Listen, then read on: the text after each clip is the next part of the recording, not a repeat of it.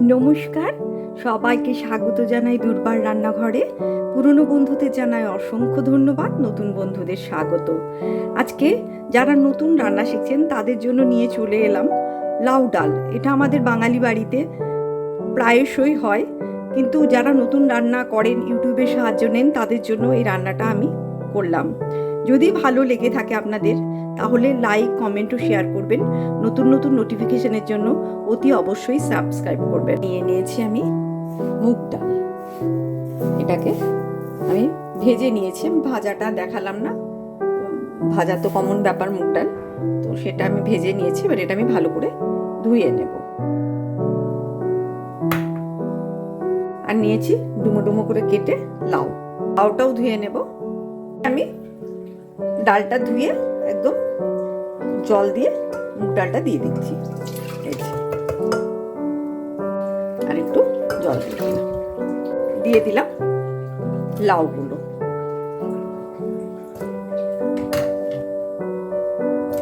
মধ্যে একটু নুন দিয়ে দেব।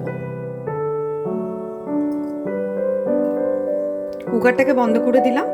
আপনারা ইচ্ছে করলে কড়াইয়ে করতে পারেন, কড়াই একটু টাইম লাগবে বেশি।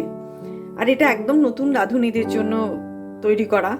এখনকার ছেলেমেয়েদের এত সময় নেই যে এত টাইম দিয়ে কড়াইয়ে করবে, তো আমি কুকারেই।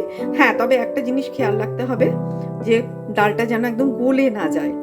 ডালটাকে বসিয়ে দিলাম। ডালটা দুটো সিটি দিয়ে দিয়েছে, এবার বন্ধ করে দিচ্ছি।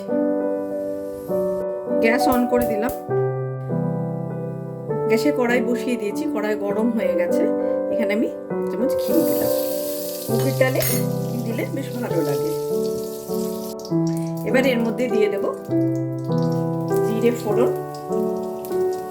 শুকনো লঙ্কা আর তেজপাতা। গ্যাসটা কমিয়ে দিচ্ছি। ডালটা আস্তে আস্তে আমি দিয়ে দিচ্ছি। ডালটা কিন্তু সেদ্ধ হয়েছে, অথচ গলেনি।